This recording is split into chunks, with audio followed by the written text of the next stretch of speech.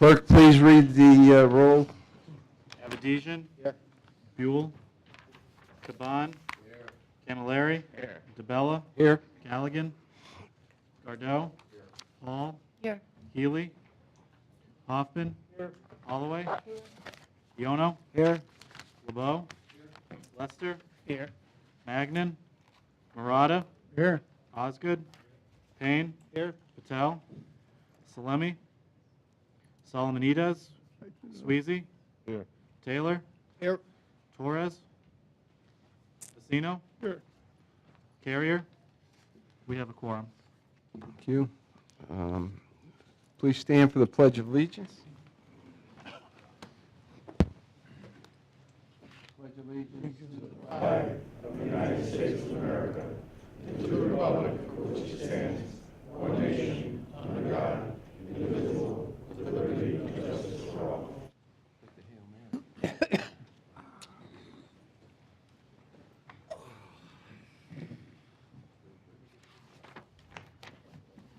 Approval of the minutes of the meeting of January 23rd, 2019. Is there a motion to adopt? It's been moved and seconded. Are there any additions or deletions? If not, all those in favor, please signify by saying aye. Aye. Opposed? Abstentions? Abstentions, okay. Item number 5, public comments relative to agenda items.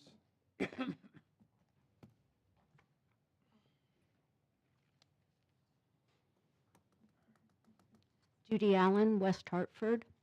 Item 9, I want to encourage the board to adopt the increase in the cap for payment for the independent consumer advocate. David Silverstone has been invaluable in interfacing between the district and the MDC. I believe he has done a lot to help with the MDC's public image. Thank you.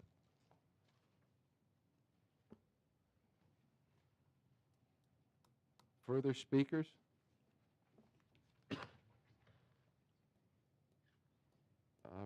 No report from the district chairman. Report from the executive officer. I'll let you. Thank you. Thank you, Mr. Chairman. I've got a number of issues that I would like to cover tonight, starting with the issue regarding East Hampton. So as most of you know, I've been reporting for at least the last 3 years, talking with the town of Portland as to whether or not they would like to consider utilizing all of their water from the MDC. They use about 60% of the MDC's water, and they serve themselves with their wells and reservoirs for the remaining portion. So, as you know, we funded a $50,000 study that would analyze this for them, and nothing has really happened to date. Since that, we did start to receive phone calls from the town of East Hampton, and East Hampton has been trying to get water to the town of East Hampton for a number of years. They've had numerous studies, and the studies they have were to develop well fields within their ownership for a cost of about $80 million to provide water to the town of East Hampton. We, in discussions with Portland, East Hampton asked if there was any way that we could discuss possibly serving them through the town of Portland. So we had a number of conversations with them, with DPH, and it comes down to money. There's about a 7-mile span between the town of Portland, where we serve, and the border of town line of East Hampton. That 7-mile stretch is about a $32 million project, and then there would be another approximately $40 million of improvements in the town of East Hampton to serve the town itself. The conversations have been really going nowhere, and this is all, as I said, comes down to money. East Hampton has not done anything because they don't have the money to execute the project.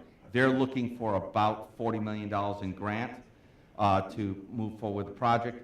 In discussions with DPH, they had said that they would consider having a discussion with a $40 million grant with the town, and they would like Portland to be part of that solution because they do not want, as we talked earlier in our earlier meetings, they do not want another well that they have to worry about that might either go dry or doesn't have the capacity.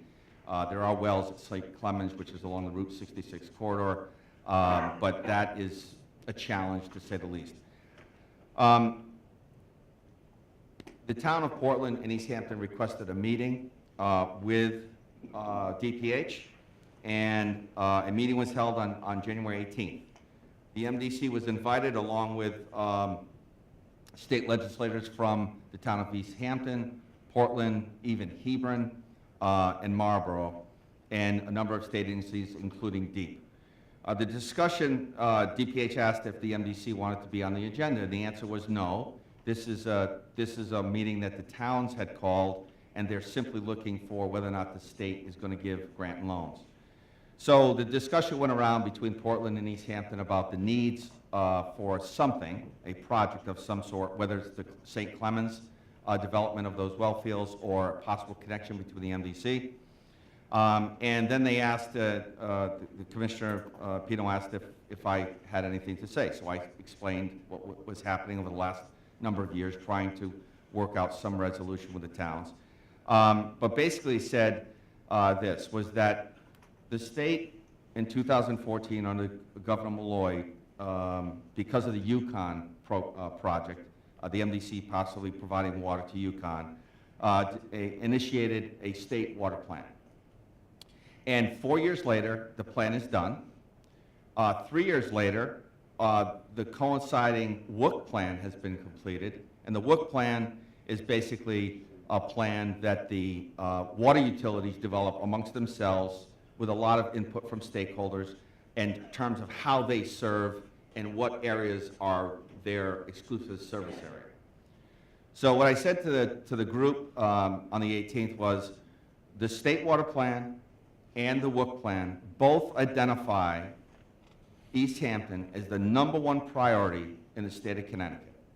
And what I indicated was, given that, 4 years of work, if the state cannot solve East Hampton's problem, then what good was the 4 years worth of work with the state water plan and the WUC? So the challenge is money, is if it is the #1 priority, then there should be a commitment from the state, from OPM, to provide a $40 million grant so this project can move forward, whether it's with the MDC or whether it's developing the St. Clemens well fields. So that was the discussion. We subsequently, a week later, the commissioner asked if I would come in and talk to him about some more of the details, which I did. That was on the 23rd, and just explained to him some of the nuances, the concerns that Portland has versus East Hampton. Some of the discussion was around whether or not there should be a larger study to talk about some of the other communities, even east of East Hampton. East Hampton doesn't want to wait for a study to be done because they've already done multiple studies, and the answer is the same. We can't afford it without a grant. So they have to do something.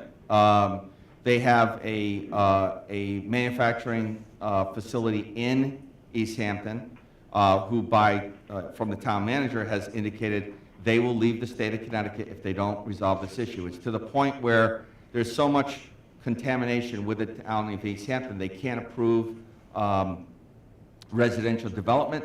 They sign leases with commercial property owners, and when they find out about the water quality issues, they wind up leaving the lease. So there's a significant problem, water quality issue in East Hampton. The state's aware of it, both DEEP and DPH, and something should be done about it through the state water planning process. We would be more than willing to support that as long as the board, I mean, there's a lot to happen. We would have to have referendums, the towns would have to have referendums. There's a lot of work to go into this, but the question is whether or not the state has $40 million in grant. It's really simple. So DPH has committed to supporting that $40 million grant with OPM and the legislature. We're hoping that that happens, but there's really not much else that can happen without that grant money. So we are working closely with DPH on this, and hopefully the state does approve that grant. But again, this is the #1 priority project in the state of Connecticut based on the state plan, state water plan, and the WIC plan, and hopefully the state can come up with that $40 million. Any questions? Who funds the other 30 to 40 million? It would be, so that's the details that would have to get worked out. So the question would be, there's 7 miles of that water main that would be in Portland. So the question is, does Portland pay for a portion of that? Or does Portland get some remedy because they're providing the infrastructure to get the water to East Hampton? So does East Hampton pay for all of it? You know, so those are the kinds of details that the two towns have to really work out. The MDC paying for it. No, right. We're not interested in that. The way in which a possible way in which the project gets paid for is that whoever is a customer on that line that would pay for the capital investment is part of the water rate, kind of the way we do our capital investment on our water rate. So, but there's a lot of Gallons a year would we sell to them if it came together? So we, the St. Clemens well fields are rated for about 800,000 gallons a day. We have sized, our engineers, Susan Negrelli and her staff, David Banker, have sized a water main, 16-inch water main, to serve about 1.5 million gallons. $1.5 million? What's that? $1.5 million revenue a year, maybe? Approximately, yes. Yep. Okay. Okay. Probably 2 million. And that would start slow, but the challenge is, and that's why East Hampton has had a problem, is they can't afford $80 million bucks. They just can't. Scott, excuse me, would that fall under the category of a shovel-ready project at all? Is it that possibility? Could. So what we hopefully would need is, we would need a commitment from the state that the $40 million in grant was approved and part of the budget this year. And then we could very quickly, Susan could, and her staff could bring on one of our consultants to design that system. Because I'm thinking if infrastructure money becomes available, Correct. that may be a way that we could think about trying to get that taken care of. Correct. Excuse me, Scott. What about the legislature? Could you give me a little bit more relative to, where does this, you mentioned something about it, that, Yeah, so where are we now with that kind of thing? So, legislator from Portland, legislator from East Hampton was at the meeting. The opportunity was to make them aware of the challenge for this project, make them understand the state water planning process and the WIC process. Right now, it's in the hands of the OPM and DPH Okay. to get this funding allocated towards the project. Right. And again, given the fact that it is the #1 priority project in the state, you would think it would be easy. Okay, thank you. Further questions? Just one, size of the water main, was that a 24-inch? Oh, 16, Susan? 16, yes. Go ahead, Scott. Okay. I have mentioned this to you in the past. We are working with bond counsel and MDC Legal to develop an MOU between both Hartford and East Hartford.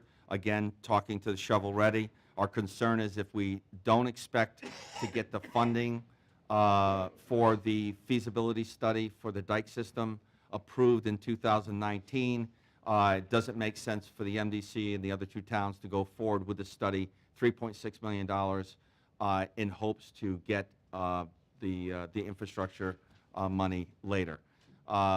It's our only opportunity to be shovel ready if money becomes available, but the only way we will get on the agenda with the Army Corps is if the study's done first.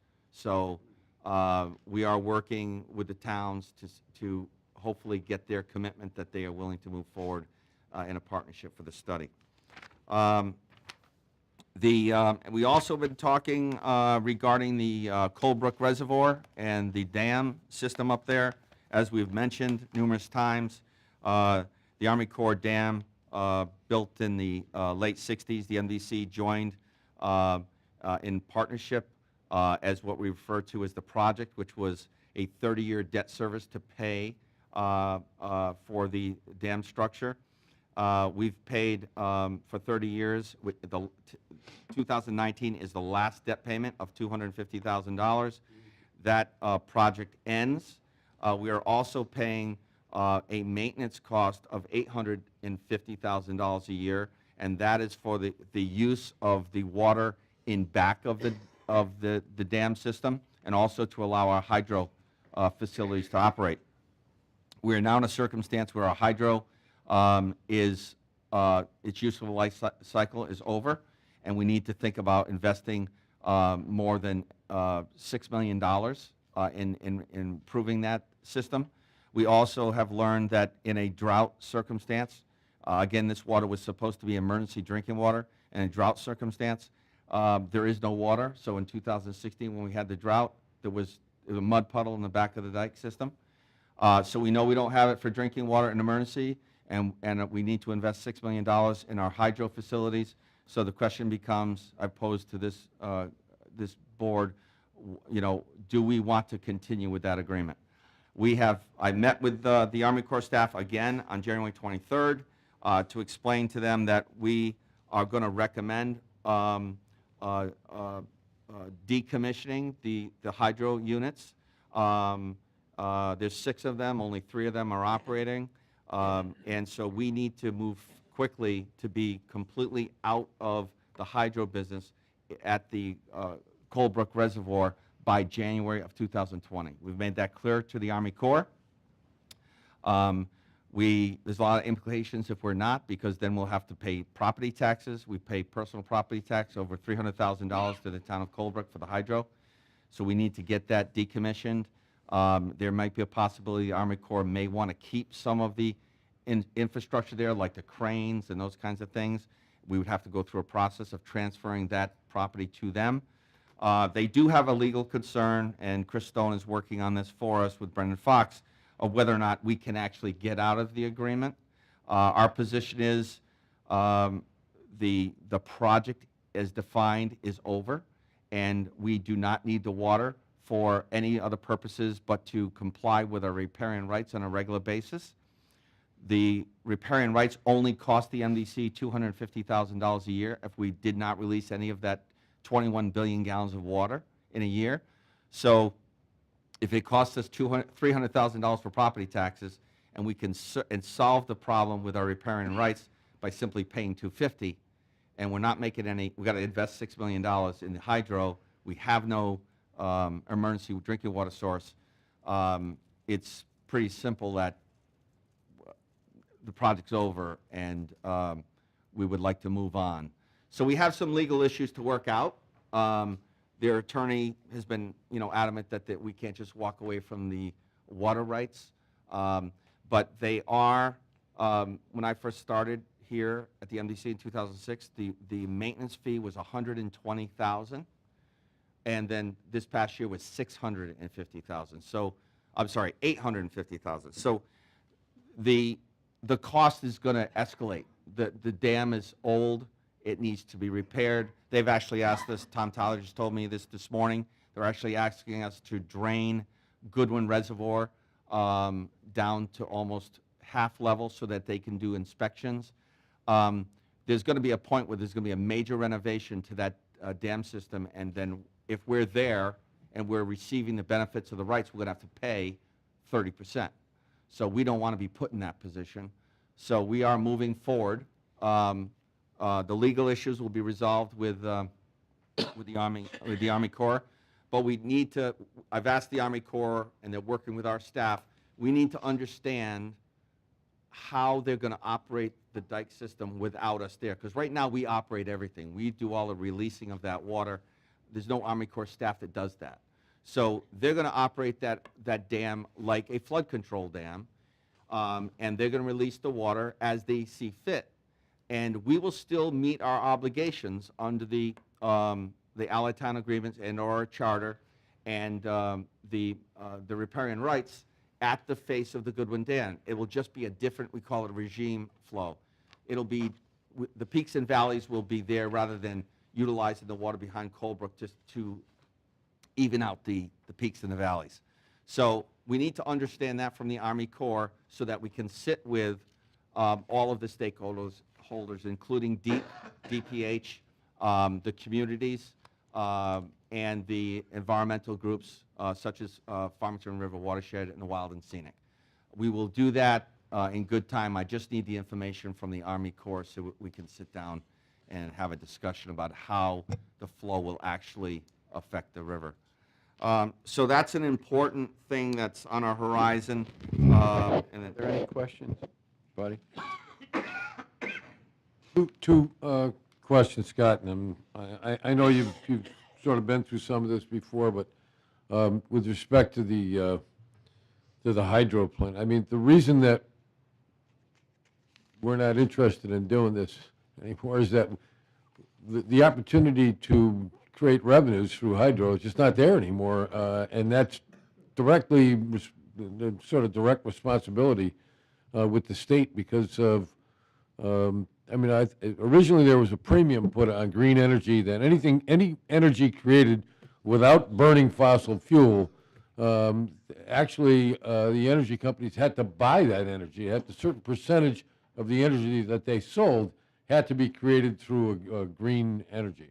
So that's not there anymore, or just the water turbine ones are not considered to be green energy, or what? Well, so as you know, the state was deregulated back in the early 2000s, 2002, I believe. They deregulated the ability for certain entities to be producers of power, and including Eversource or CLMP.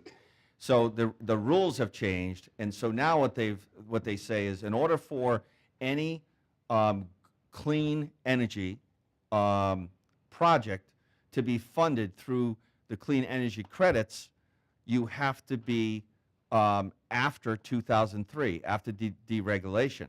So because our hydro units were built in the early 80s, we don't qualify for all the benefits that others will qualify for in the green energy. Bless you. So that's our challenge. And as you mentioned, Commissioner, when we started this project with the hydro back in the 80s, we were getting 21 cents per kilowatt hour. Today, we're getting 3.5 cents.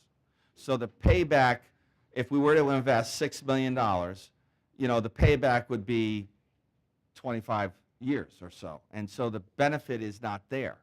The water's not there when we need it in an emergency. It's cheaper to pay riparian rights outright at $250,000. Yeah, it just doesn't make any sense for us to be there. Well, for the hydro, it doesn't make any financial sense, and that's strictly not the MDC maintained them. They operated the whole time we've had them. It's just you can see how much the payback has changed dramatically since I came in '89. I think we were just turning them on then, you know, somewhere around there, and they're not forced to buy this anymore, you know. So, secondly. The operation of the dam itself and the release of water through the riparian rights things. In the original construction of the Goodwin Dam, the dam was built with, and a tunnel has already started, was built with the ability to transfer water from the Goodwin Reservoir to Barkhamsted. And in case Barkhamsted ever, you know, had a problem with supply, or the demand, you know, increased and need to be supplied from two reservoirs, from the West Branch Reservoir also. And so they have not given, in other words, they've sort of taken that away. So the possibility of the MDC using that water for what it was originally planned for, the reason we built the dam, is not there anymore. That's the other, if you could just talk about that just briefly. I mean, we're not going to give up on something like this.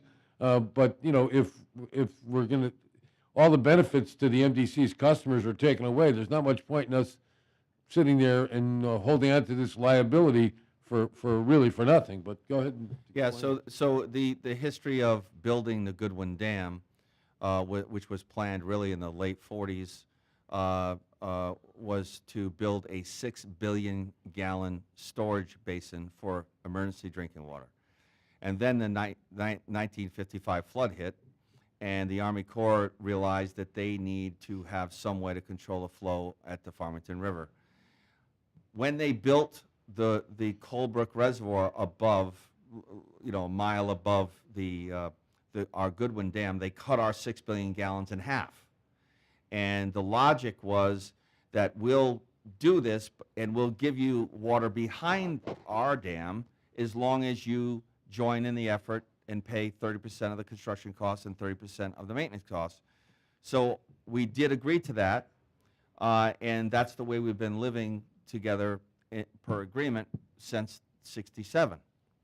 The challenge is that the way in which the Army Corps Dam has to operate, which is all of the water comes into the system in the late spring, early summer, and they have to release water behind the dam so that they can gradually release water so they don't create flooding, completely contradicts drinking water reservoirs storage. You store everything you possibly can. You don't want to release water. So, the fact that the Army Corps Dam was built almost inevitably said our reservoir will never be a drinking water reservoir. So 2016 really reminded us of that, because we're required to release a minimum of 50 CFS over the Goodwin Dam every day, whether it rains or not, which is 32 million gallons. We did that throughout the entire season in 2016, and by doing that, we significantly lowered the water elevation in our Goodwin Dam, which has basically 3 billion gallons of water in it, significantly to the point where it got dangerously low. But also, it eliminated all of the water behind the Army Corps Dam, because they're releasing water, and we had to release ours. So the answer is, do we really need an emergency drinking water source? That will never be one. And we've proven the only time we would need it would be a drought like 2016. In 2016, our drinking water reservoirs never got below 75%. That's one fact. But yet, our emergency drinking water source was dry, right? It was a mud puddle. So our water consumption is dramatically going down, just like every water utility over the country. We're losing anywhere from 1% to 2% a year. Even though population growth rises, water consumption is going down. So do we really need that reservoir? In my opinion, the answer is no. So we'd like, we are going to bring this to the board for their full consideration, but we're just doing fact-finding now and working with the Army Corps. All right, thank you, Scott. You talked about riparian rights where you'd have to pay $250,000. Is that on a yearly basis, or is that Yes. one time? Yearly basis. And why would we have to pay it if the riparian rights are still being handled? The water's still going to be released. The Army Corps is going to do it, right? Yep.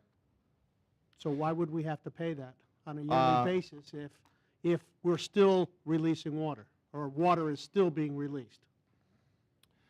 Good question. So the answer, Commissioner, is how we've been doing it since the 70s. So they call it flow regime. So there's a legal argument that the 21 billion gallons of water that we owe the riparian rights is built into the water we already release under our minimum stream flows. So we release a minimum of 50 CFS up to 150. And there is a legal argument to say that the 21 billion gallons is within that water we're already releasing. Unfortunately, the way we've been operating since we started this project is that it's been in addition to. So the 21 billion gallons has been above and beyond this minimum stream flow that we are required to under our charter, which started out with the Allied Town Agreement, the Hogback Commission.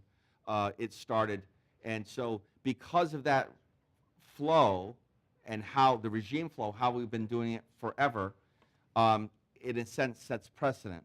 And so the riparian rights mill owners, well, there's now only one left, they want that water in the summer when there's no flow. So that's how we've been operating, and I don't disagree with you. There could be an argument that we're already giving it to you under those minimum stream flows. But unfortunately, we've been doing this since the early 70s this way. Further discussion, questions? I'm sorry, Denise. Is there, would a newly formed entity be able to avail themselves of the clean energy tax credits? I mean, is like there any natural buyer for this property that would?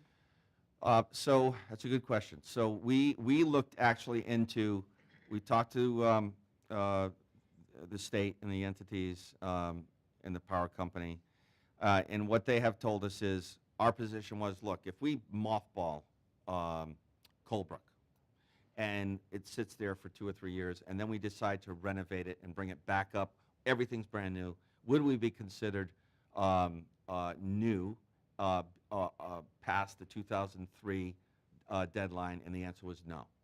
So because it exists, we would not be capable of getting those credits. We believe it would be the same thing for anybody who took it over, but we haven't had a deep dive discussion on that with them. The challenge is going to be, as long as that takes to figure out, if we're there after January 2020 and we own this stuff, we're going to be hit with taxes, and the Army Corps is going to say, but you're here, so you have to pay us another $850,000 in maintenance cost. So our position is we would get out, decommission and get out. Now, we're still going to run our hydro units at the Goodwin facility, and we'll have that same discussion when that life cycle is in question. But that facility is a different type of facility. The hydro units are not submerged in water; they're actually in a building, so they're easier to maintain. So it's a different animal than the hydro units at Colebrook. Maybe I'm missing something. What are we paying $250,000 for? If, irrespective of whether it's included in the minimum stream flows or not, what are we paying for? I mean, and who gets it? So a little history lesson. So 1913, we built the Nepog Dam. And when we built the Nepog Dam, we dammed the streams that fed the river. And so the argument was in 1913 that you need to compensate us some way, somehow, for that water that you're starving our plants from. And that's why we built the Lake Madonna. So Lake Madonna was used in part to release that water from a reservoir that would be, when they called for it, the dam owners say we need water at 8 o'clock in the morning, and they shut it down at 4 o'clock at night. So that's the way it was operated with Lake Madonna. And then as we built, the infrastructure at Lake Madonna is not such that you can modulate it. You can't. It's a 30-foot diameter culvert that goes under the dam, and you just can't regulate it well. So when we built Goodwin and the Colebrook Reservoir, we've used that in conjunction with Lake Madonna to meet this burden of this 21 million gallons a year, a billion gallons a year. So that's kind of the history of, we starved the river, the mill owners, they want the water, and that's what we're we've agreed to compensate So we're them. compensating someone who doesn't exist. Well, actually, there is one company still No, left. there's one company, Yes. but still, we're Stanley. paying $250,000 a year Correct. for something that existed, many Yes. decades ago, I'm sorry. I'm sorry. and doesn't exist anymore. I don't understand why we haven't changed this somehow. Well, Who are we so, paying? Who's actually getting the $250,000? Who's the well, payee? they don't get any money unless we don't meet their rights. Their rights. Their rights. But the power company, Brendan, is, It's Stanley Works, isn't Yeah, it? it's the Farmington River Power Company, which is Stanley Works. Stanley Works. The water flows down to the Rainbow Reservoir. And they're the last of 4 original parties to the agreement. But as Scott just said, we only compensate them $250,000 if we are unable to provide the minimum stream flow. All right, so it's not an annual cost, it's fixed. no. But the point, Commissioner, is that if you, it's cheaper for us to just pay the $250. Now, to your point, if we get to that point and we decide that we're moving forward with this, with the board's approval, then we will have the opportunity to sit down now with Stanley and possibly renegotiate that. Thank you. Right. And this is, if you look at the history of the Farmington River and the history of the Metropolitan District relative to agreements we made, both riparian and to the communities, for flood control, and the billions of dollars we've invested in that river and our water source and our reservoirs and the dams and everything else. This is an investment that was made by the communities of the greater Hartford area. And one of the arguments that constantly seems to be raising its head is a question of, what is it, public trust. There's been a major investment that these communities have made in this part of the state of Connecticut, and the argument that the water doesn't belong to MDC is a difficult argument to accept when you consider the investment that these communities, the communities of the MDC, not just the city of Hartford, but all of the regional towns, and the providers of service that MDC provides service to, have made investments in this, and it's a significant capital investment that's been made by those communities. So there's a lot of history here and a lot of issues that we as a public trust have an obligation to protect. Further questions? Go ahead, Scott. Okay. Just a point, there's an article in the paper, and I think we have a copy for it in the clips, regarding Great Ponds. They are moving forward with building 230 units. So that's a positive thing for the MDC. I would like to talk, I and have just one question. Sure. How many units is that? 230. 230. That's all part of the expansion of the water service that goes up through Windsor into that area that we were questioned that we were doing it for another purpose. It was for a long-term purpose for economic development in that community. So just Yep, that's correct. our planning, that's the process that we had started 10, 15 years ago to meet the obligations in that area of Windsor, not to sell water to Niagara. Bart had touched on this topic in our last meeting, but as you know, the viability and the affordability of our clean water program is significantly dependent on grant and loan program from the state of Connecticut, DEEP, the clean water funding process. We have been authorized to spend $1.7 billion through a referendum, and approximately a little less than half of that would be grant from the state once we're done. So as part of our analysis, our cash flow analysis, our rate structure for the special sewer service charge, we call it clean water charge now, that has been calculated based on what we expect to spend, when we expect to spend it, and how much grant and loan we expect to get. So if you are aware, we are building our first tunnel, CSO/SSO tunnel, which is starting in the Hartford South Meadows, and it will go all the way to West Hartford, town of West Hartford. Our expectation, we had to divide that contract, it was so large, into 5 contracts. And the first contract was a very small utility relocation contract. The next contract we call Contract 2 is the tunnel itself, and the bids came in at $279 million, Kelly, roughly? 89. Yeah, 89, in that range. So that's the largest component of the 5 contracts. We received 48% grant on the tunnel contract, which was wonderful. And then the expected other 3 contracts make the tunnel work. So you have, imagine a pump station. You have to have a 250-foot deep pump station that will pump the water up to the treatment plant at the South Meadows. And then you have to have the way in West Hartford and in Hartford to collect the overflows and get it to the tunnel. So contract 4 and 5 will do that. One is in West Hartford, one is in Hartford at Franklin Avenue.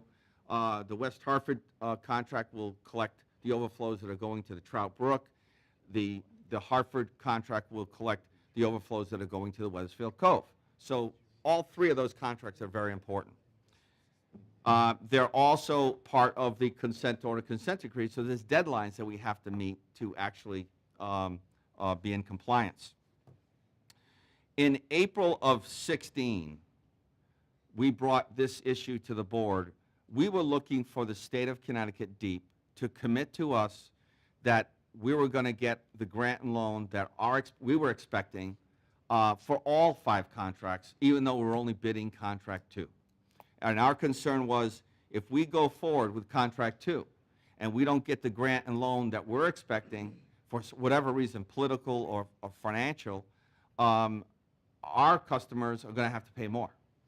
So we went back and forth with council and with DEEP, and basically they would not commit, could not commit the state of Connecticut, the legislature, the treasurer's office to anything beyond what they had in front of them, which was contract 2. We brought it to the board. The board made a decision based on our recommendation that we would move forward with contract 2, hoping to receive what we expected for grant and loan percentages from the state. So we're ready to bid this month in February, contract 5. Contract 5, our expectation was we were going to get about 42% grant, which would be approximately $13 million. And what we're being told by the state, DEEP, is that they only have 8 total, and they need another bond commission hearing in order for them to receive the money that we are expecting, which is about $70 million total for all 3 contracts. We don't know. The Treasurer's Office has told us one thing, DEEP is telling us something else.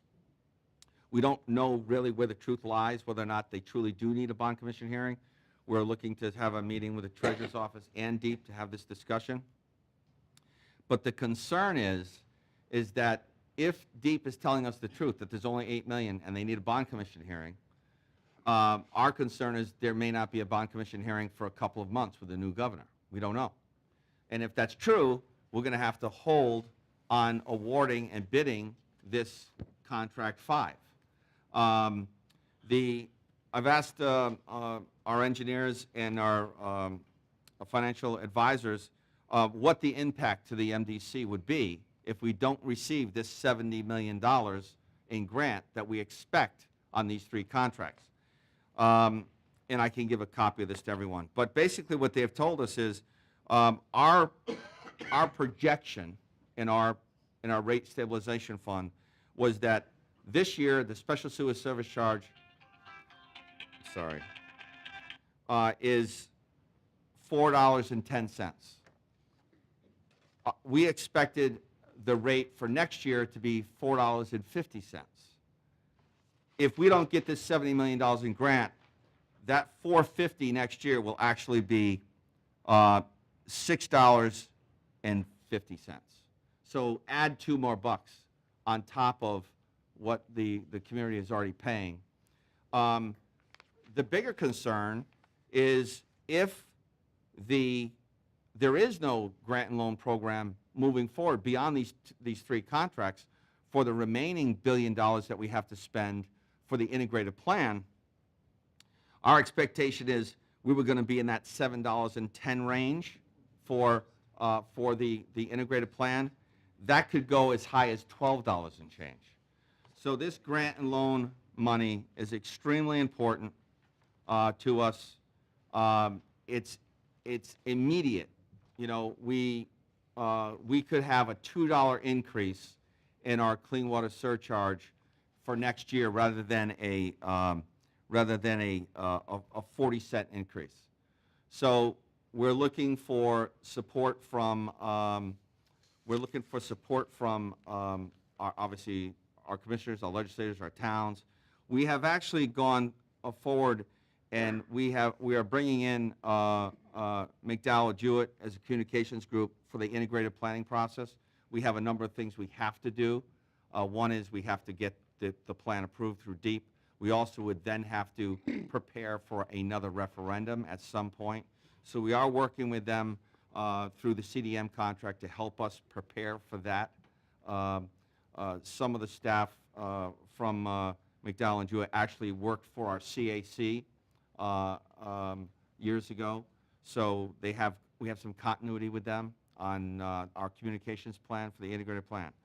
So that's a major concern for our communities, our customers that are paying the bill, and it's a major concern. Well, we need it. If DEEP is telling us the truth, we need a bond commission hearing, and DEEP has told us they are committed to asking for enough money to resolve our commitment of $70 million in grants for those 3 projects. So the first one, first project, contract 5, is the pump station, is that correct? No, so the first contract is contract 5, which will be a consolidation tunnel. It'll be not a deep tunnel for West Hartford. West Hartford. Yes. So And then contract 3 is the pump station, and contract 4 is the Franklin Avenue area. And you needed, you were going to get 13 million on the. On contract 5, we're expecting about $13 million in grant, 42% of the project. Okay, thank you. Further questions? Go ahead, Joe. We good? Yep. Okay. We did have, as most of you are aware, with the Lynbrook backup in West Hartford, there's been a revitalized discussion about what's really happening in West Hartford. It's not uncommon like what's happening in Weathersfield and Newington, but the long and short of it is the groundwater, their private property groundwater is the major reason why in West Hartford on a wet day we get 80 million gallons of water through the system, and on a dry day we're only getting 8. So there's a multiplier of 10. And it's because all of the properties, mainly residentials, are pumping water from their basements, from their foundation drains, from their roof leaders into our sewer system. So our goal is we have a disconnect program. We're mandated by EPA to address inflow. We call it inflow, private property water. And so our way we address it is educate the community, educate the town, enforce our ordinance, insist our towns enforce their ordinances, and we have a disconnect program. So the disconnect program includes a backwater valve to protect the homeowner in the short term, and then also provide a sump pump that would allow that water to go somewhere, and in most cases it's being pumped to a backyard, side yard. In the issues with Lynbrook, there's been an issue with the town in regards to permitting those installations. The town's had legitimate concerns regarding where that discharge occurs, whether it's occurring on a sidewalk or on a driveway, which would create ice during a winter conditions. So we're working with the town to address their concerns, all while trying to abide by our consent decree and consent orders. So we had a meeting this past Friday, which was very productive, and the one thing we've been asking for is, we've talked about this before, we did a pilot project, Greenhurst and 4 Mile, which was we, MDC, actually put in a storm pipe in that street so that the property owners actually had a connection point to a system other than our sewer. We did that, we paid for it, but it was a pilot. We've asked the town to partner with us, prioritize their street flooding along with our integrated planning priorities, and jointly build projects like that where the town's paying for the storm system and we're paying for the sewer improvements. And they've made a commitment to us that they would do that. So they're going to be working with our engineers.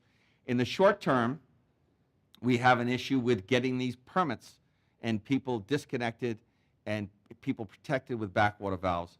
The concern we had on 4 Mile Road, if everybody remembers, in March of 2014, I think it was, 2011, we had a major rainstorm which affected a lot of homes, and then there was a prediction of another rainstorm a week and a half later. And so we had numerous phone calls of people coming in saying, we want a backwater valve, we want a backwater valve before the next storm. So the challenge that we have with ourselves and the town's permitting process is to make sure that if someone calls us and asks us for a backwater valve and a disconnect with a sump pump, that we are able to act quickly. We don't want to have a circumstance where someone was in the queue waiting, and because of bureaucracy and a permitting process, they were hit by a storm that we could have protected them from.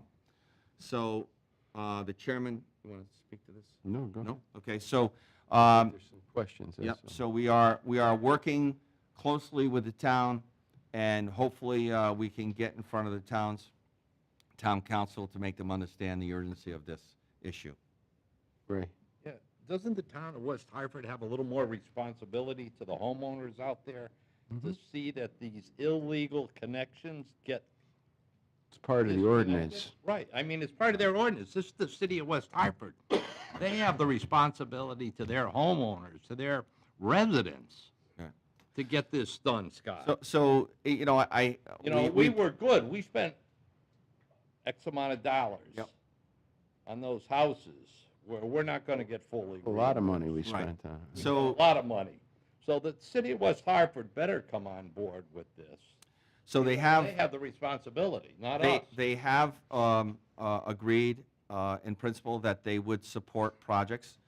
There's a funding issue that they have to address, but they are probably the extreme to the issue. We have the same issue in all of our towns, but they're extreme because of the density. density of the homes. So it is an issue for all of our towns, but we are going to work with them, and they have a responsibility, in our opinion, to enforce their ordinance. We're not asking the town of West Hartford, nor are we going to, perform some kind of martial law where we're knocking on people's doors. But when they do approve renovation permits for people and they're putting a new bathroom in or renovating the basement, we would ask, and we would think that they should ask, this question about this connection of private inflow that, in a sense, violates their ordinance. So we're asking them to enforce that. Commissioner? Could you just explain, what's a backwater valve? How does that work? Yeah, so the backwater valve is basically simply just,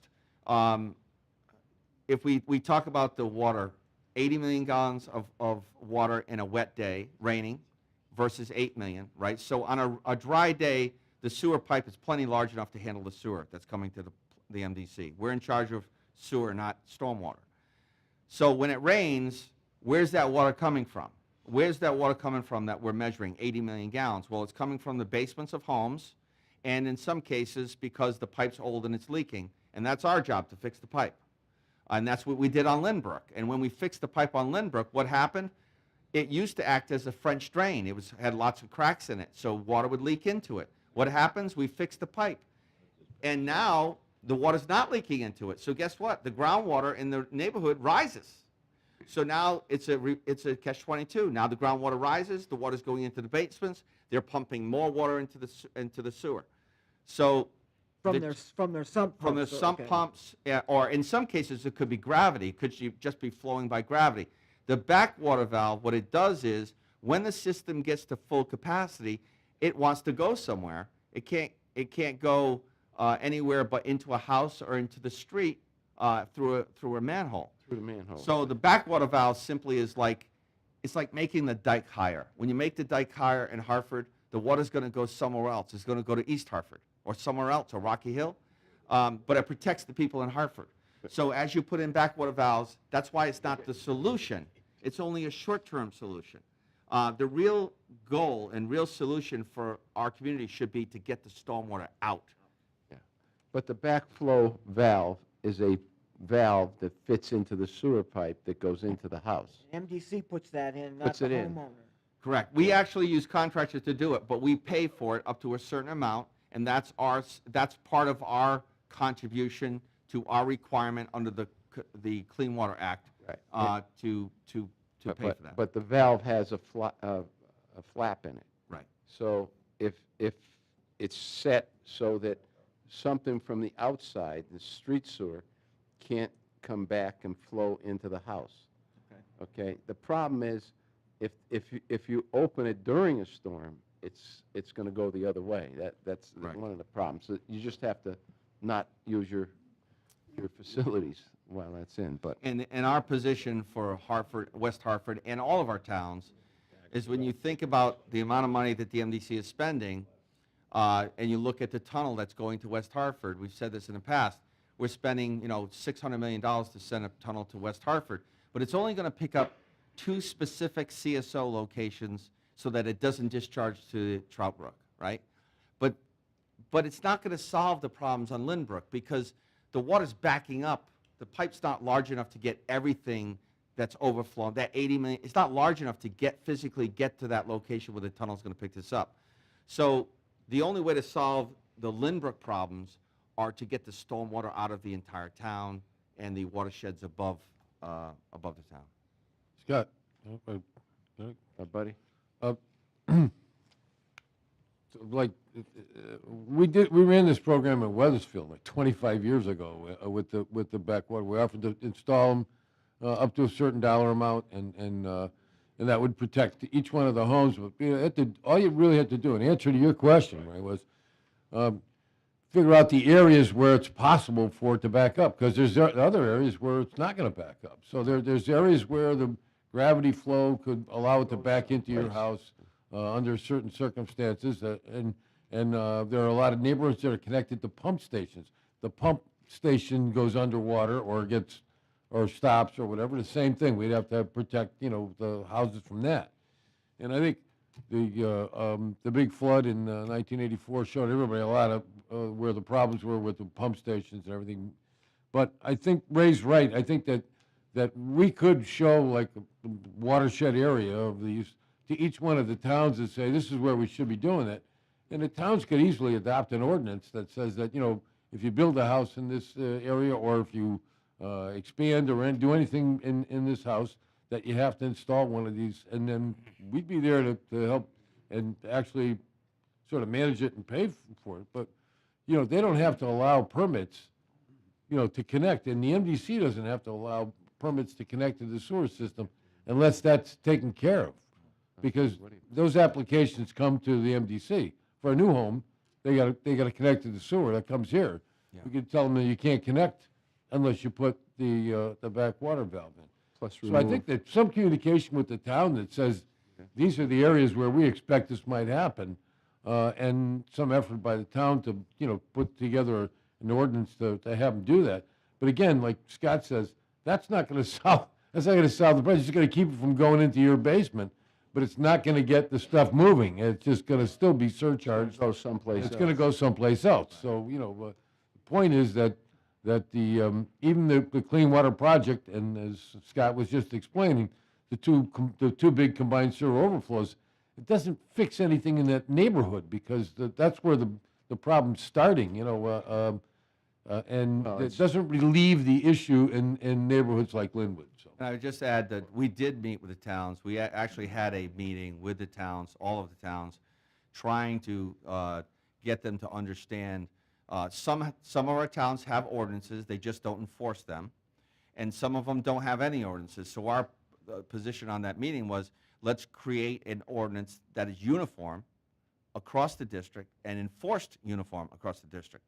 The challenge is, you know, and I'll use West Hartford as the example. West Hartford, you know, has a problem and a challenge with when someone disconnects. It's not about the backwater valve is the challenge. It's the disconnect program. We won't do one without the other. So, because we're paying for it. The disconnect program creates a problem for the town, which is you're going to be discharging more Carries. water in a high groundwater table neighborhood behind someone's backyard, which becomes someone's front yard or someone else's backyard. So you're getting problems between homeowners, which becomes the town's problem. And so that's why the towns have not regularly enforced this ordinance. Denise? I think this, the whole, where MDC starts and the town ends, that, you know, who's responsible for what, is something that a lot of residents are very, very confused about. And so, one, I just want to thank Jen Evans and West Hartford Community TV for broadcasting this, because trying to get out and inform our residents is the toughest thing, and educate. It was great that we had probably 100 people at that Lynbrook meeting at Town Hall, but there's 60,000 residents in West Hartford. So a lot of people don't understand it. So one, I would say we do a great job with a lot of the MDC Facebook page and Twitter. If we had, you know, a whole write-up on this subject that we could also be communicating in our town. I know I've been speaking with our town councilors. A lot of them were very much unaware of this whole situation. They're So- blaming us. I know. So there has to be well- greater communication and anything that we can do to help educate our residents to what the issue is. But I know whenever someone has a problem, they're like, do I call the town? Do I call MDC? The fire trucks show up to pump out the basement. People think that it's the town. And so it's a confusing issue. I think it's an issue that we should, from our communications people, look at adding something to the water bills for those specific communities to explain to them what the process is and what the responsibility is. The problem is you're going to get a real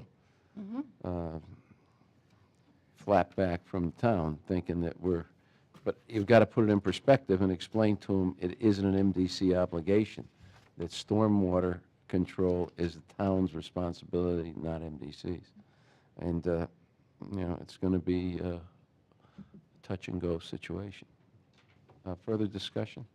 I mean, it's just, when you see a community that on a dry day sends 9 million gallons to MDC of waste, and on a wet day, it's 80 million. That's a significant capacity increase that is impossible for us to handle, or the town. So hopefully, we move forward, because we've had this discussion before in what the two areas we did 4 Mile and Greenhouse. 4 Mile and Green, that there was going to be a cooperative effort that whenever they were talking about doing something or we were doing water main work, they would do the storm sewers, but that has not been the case. And now it's at a point where we can no longer just say, well, I hope they're going to do it. So, and the density in West Hartford makes it even more significant, which, by the way, is going to have a major impact on property values and if there's something isn't done about this issue. Dom? Yeah, Mr. Chairman, I'd like to know from our engineering staff, do the towns contact the MDC every time they redo a road over to find out if there's a problem in that area or not? We actually have a paving program, and we have a couple of individuals that's all they do is coordinate the paving programs of the towns. So we know. The challenge that we have is when we typically don't, obviously, we're not expecting a town to put in a storm system on a mill and overlay, right? But when you're reconstructing a road and putting new curbs and you're completely digging down below the substrate of the road, that's the time to have a discussion. And we're aware of it, we have those conversations, but we haven't had the willingness and the funding from the towns to put in that infrastructure while we're doing that. For example, Lynbrook is a perfect example. We lined Lynbrook, right? Now, if we had the ability for the town to put in a storm system at the same time, we might have decided to put in a new pipe rather than line. But because it was simply just a subsurface type road reconstruction, it was easier for us to line. But that's the kind of discussion we need to have with the towns. But there is some communication. and- Absolutely. And they do check before they remill the roads, the age Absolutely. of the piping to see if. Absolutely. Okay, thank you. And I think what they should be doing is some long-term strategy to deal with this issue, because it's just going to get worse. Yep. And I'm not sure that the approach you're taking, or we're taking, and the town's taking, is going to be anything that's going to be a solution. It's going to be some type of a mitigation, but there's got to be, I think, a stronger agreement between the two parties, because for years we've been blamed for the problem that we explained to them is not the problem of the MDC. So, Scott. Yeah. Commissioner Taylor. Yeah, excuse me. Perhaps we should give serious thought to preparing and then presenting on the access cables, a full-blown presentation by engineering and the public works people from West Hartford or affected towns, where this matter is laid out in some detail with a clear explanation as to where the dividing lines, if any, are in terms of responsibilities and what is being addressed, funding issues and other things, so that in effect there are two things people can watch, but more importantly, this could be run in the town on a periodic basis, so that essentially people could get a full story, and that way that would help, I think, deal with this, so people can understand who the players are and what needs to be done. That's a Further great idea. discussion? If not, I'm sorry, Senator? Thank you. Scott, just really changing the subject a little bit. Earlier on in the discussion, you'd mentioned, and it's true that we have a continually, you mentioned the percentage is going down 1-2% per year in terms of the consumption of water. Therefore, our revenues are also depleted by that same percentage every year. I'm wondering, have there been studies on where's the bottom? I mean, you can't go down to nothing because people need water. Right. So where is the bottom going to be, and can we project that, and that might help us in our long-term planning? So the Governor Malloy brought in a Professor Palmer from the University of Massachusetts in 2014 to explain exactly that. In our water facts document that we've provided to the commissioners and we update it on a regular basis, in that report we actually used Dr. Palmer's projections and what he has said. And in that report it shows numerous municipalities and water utilities across the country with what they projected and what they actually are producing and selling today. And every one of those water utilities, including ourselves, can't predict what is happening. The reality is just our example, if we didn't have the special sewer service charge, we probably wouldn't be, we might be declining, but the special sewer service charge is impacting the water bill, and people are not, because it's based on consumption of water, now people are not sprinkling their lawns, and they're conserving even more. So there's just so many different factors. We don't know what the bottom is, but we do know that just practically the largest users of water in a home is a shower head or a dishwasher or a washing machine. Probably the washing machine is the most. Not anymore. Right, so a washing machine, an old-fashioned top-load washing machine used 40 gallons per load, and now the front loaders use less than 9. So you're talking about, 4 times. So if your home, just by putting a new fixture in, cut your water consumption by 70-something percent, and then that's not even considering the clean water surcharge and what they conserve. We don't know what the bottom is. And Dr. Palmer, who is the expert on this, has said that in his report. One of the other issues is this long-term sustainability relative to the state pension commission that they have had in place for the last year and a half or so to look at the pension costs and how you deal with them long-term to sustain the state's ability to continue to function. One of the options that the committee, not the committee, but it was the outside expert they brought in, and they looked at water and sewer rates across the state of Connecticut. And they picked out MDC by saying that we are substantially lower than other communities in the state, that what they should do is they should bring us up to what everybody else is paying, okay, and take that delta and monetize it and then put it into state pension fund. That was one of the recommendations. I'm not supporting the idea, but I'm saying to you, when they did the statewide analysis, we were substantially lower than everybody else was with the surcharge on the bill. So that if you take the surcharge off, we reduce in half the water bill.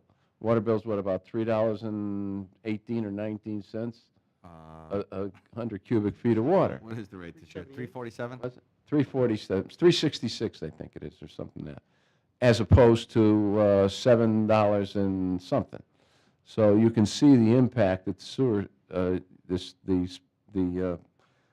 Clean Water Project is having on both sides of our organization, and that's why we continue to struggle with this and look at how we're going to deal with that, which comes back to the other issue. If we don't have some kind of national infrastructure program, not only us, everybody's going to have a major problem here, and that's one of the long-term problems we look at. Further questions? If not, could you proceed? Are you finished? Yes, You I had your- you I am had finished. enough I tonight. would like to say that last meeting I had no comments, so I made up for it tonight. Okay, there are no further questions. We can move on down the road here. Okay. Forgot where we are. Report from District Council. I was asked at the last meeting to report to you all on where we are with the state on the landfill. As you know, there is a new commissioner of DEEP. There is a new head of OPM. We have not been able to meet with them. We are meeting this week with our outside counsel to go over the complaints which we have previously drafted. We reported back to the attorneys for DEEP that we would consider recommending to this board applying the same discount to the DEEP balances owed to us and going forward as is being accorded to Pratt & Whitney. We said obviously the board would have to approve that, but we would at least consider recommending that. That was in response to their offer to us, which was a minimal offer. 3 cents or something, no, a penny. Half a penny.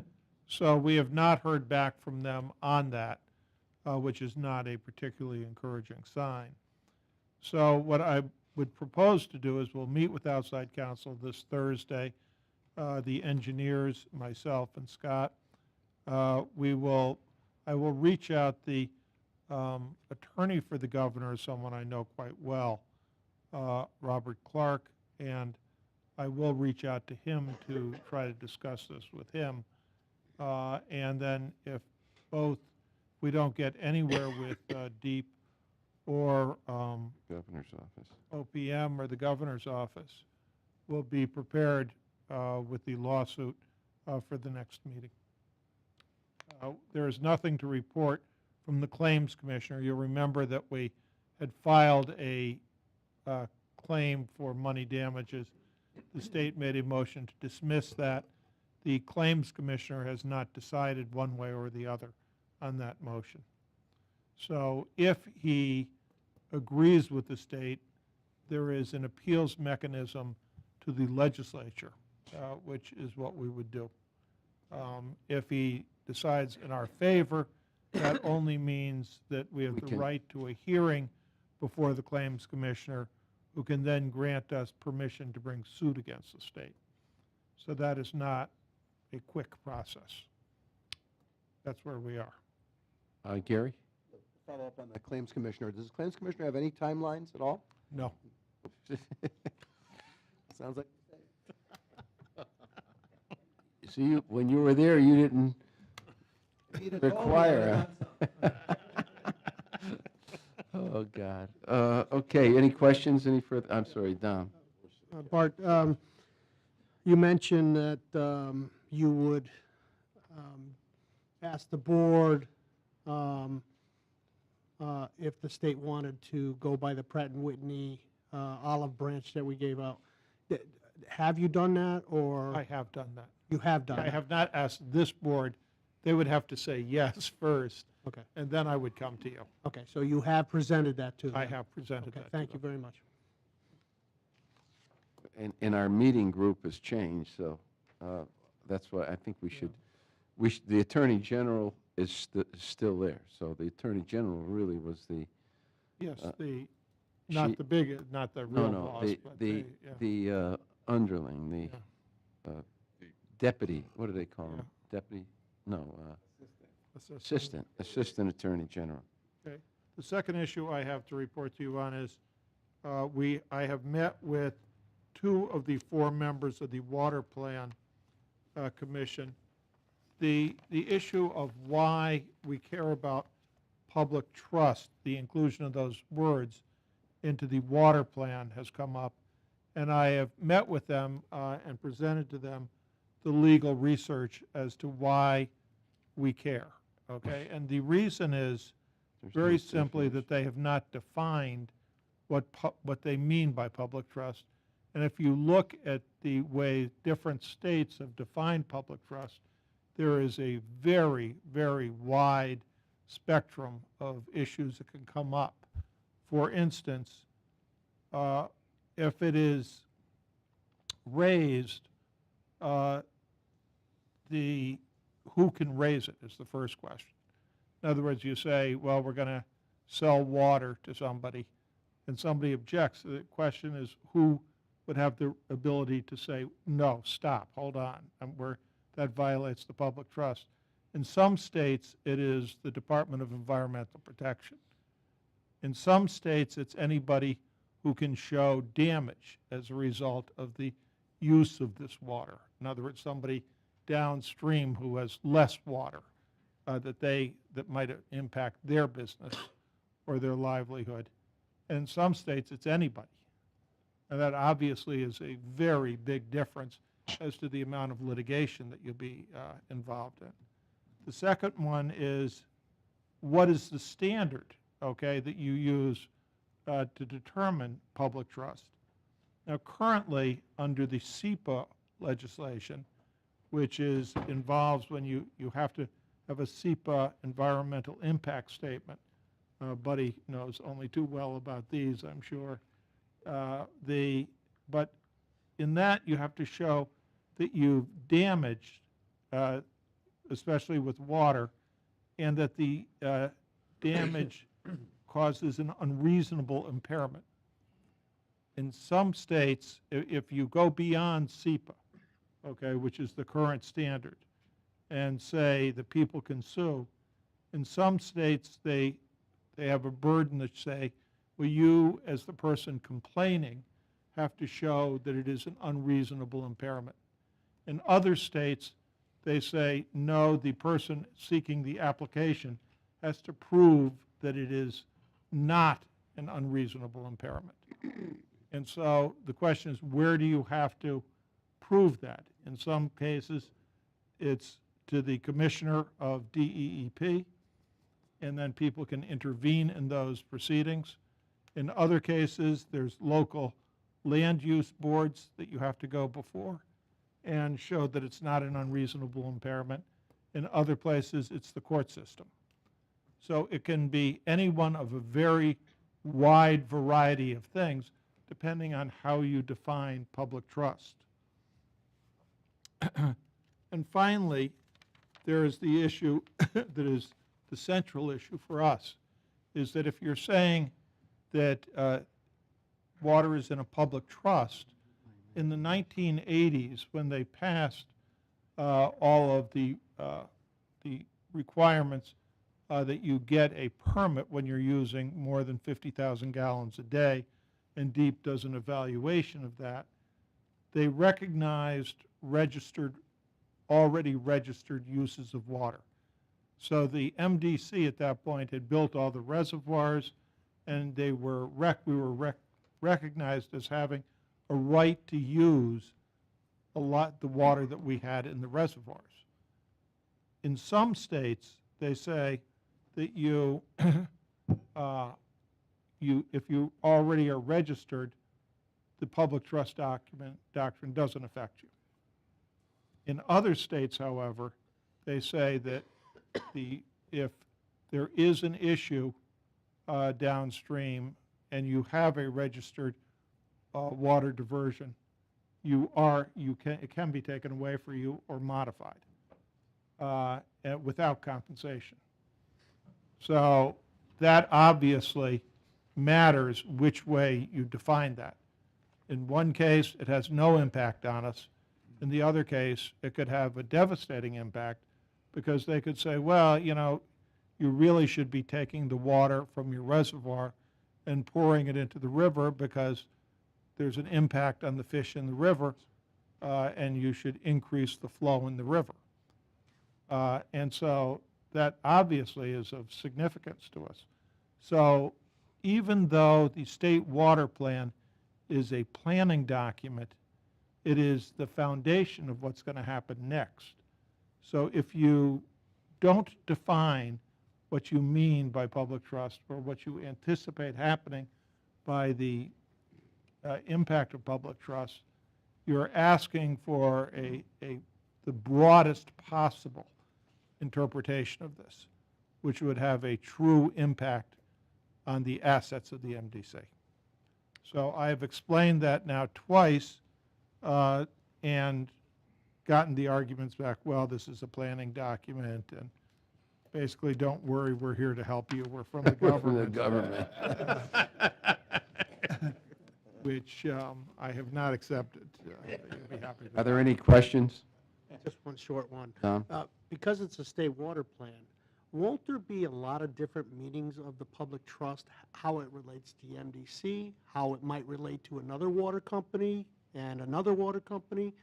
And then, I mean, couldn't there be multiple definitions? Because I'm sure other water companies might be different than the MDC's definition of, for instance, MDC's definition would be the public trust for its 8-member towns, where another water company in another area of the state could be the public trust for their area. Yes, and if we define that, there'd be no problem for us, okay? As long as you know what you're getting into. You might not like the definition particularly, but at least you know. But the other issue is that there's a big difference between wells and how we collect our water. And, the reason the issues have come up about drying out rivers is wells. It has nothing to do with us. And people putting wells close to streams and the streams drying up. And one of the issues that I think is fairly raised by the environmental community is, well, wait a second, just because you've got a registration and you have a well there, and you now maximize that well, you completely dry out the stream, you are causing environmental harm. There should be some way to monitor this or change it, and that frankly happened in New Britain. And the better Right. solution for them would be, the better environmental solution is to buy water from the MDC so that you don't have to dry up the stream. So, but those are reasonable issues that people can disagree about. Which, But, which we have a standing obligation to sell them, what, 5 million gallons a day or is it Yeah. 10?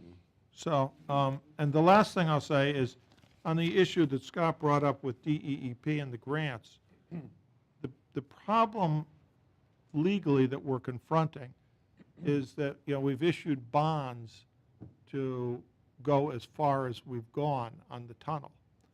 And those bonds can't just simply be used to build a tunnel to nowhere, because it has to be a functioning asset, or you could get into trouble with the bonds, being sued on the bonds. And so you do need to do these 3, 4, and 5. You can't just, if there is no grants, stop, okay? First of all, you're going to have tremendous contract claims for things that we've already entered into. But secondly, you have a real problem with bonds. And third, you have the EPA, which can issue fines against us for stopping. So ultimately, you have two solutions here. One is, if there are really three. One is to just simply take the money out of the Clean Water Fund. However, if you do that, you're again running into issues with the bonds, because we've made certain representations as to how those funds would be utilized in our bond sales.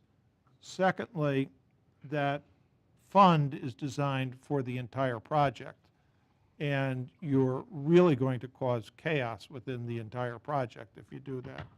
So that leaves you with two options. One is to immediately raise the surcharge on everybody to pay for this, basically out of pocket. Or the second one is to add it to the ad valorem charge, which you can do, and just pass it on to the various municipalities, neither of which is particularly palatable. But I want to make sure that the municipalities understand that this is either going to affect the residents in a very negative manner by their water bills dramatically increasing, or it's going to affect the municipalities themselves as it goes on to the ad valorem and their taxes go up. So I don't have any other good news to share with you.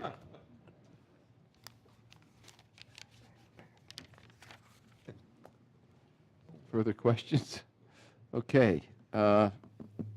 Item number 9, Board of Finance consideration and possible action regarding 2019 operating budget transfer, independent consumer advocate budget increase. There's been no action taken by the Board of Finance. It's still within the boundaries of the committee. I would assume they'll bring it up again and discuss this and make a recommendation to the board. Audit committee considerations and possible action regarding whistleblowers policy. No action, the same situation. Both are still within the Board of Finance.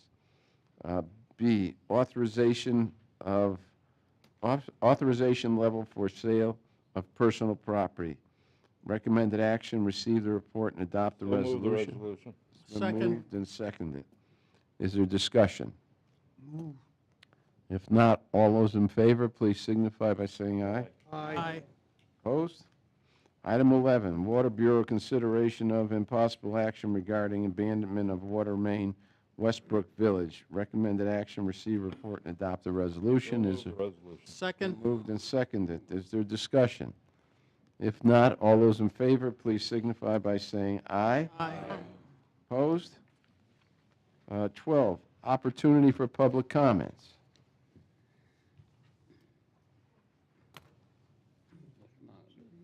Twice a night.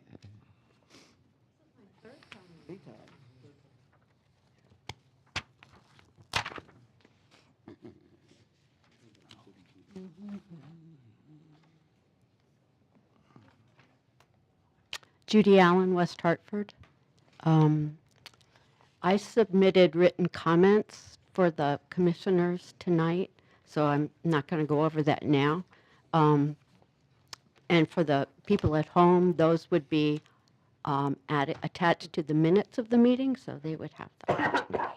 And I also asked for commissioners to receive copies of the responses I got to the long-term control the comments for the long-term control plan, because I think it makes what I said in the written comments clearer. Probably didn't make any sense. The concerns focus on financial issues and the general response from the district to the public comments on the long-term control plan. So thank you very much. Thank you.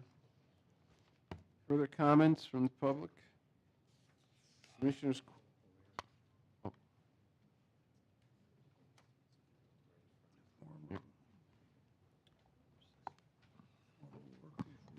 Good evening. My name is Mike Zaleski. I'm the president and CEO of Riverfront Recapture.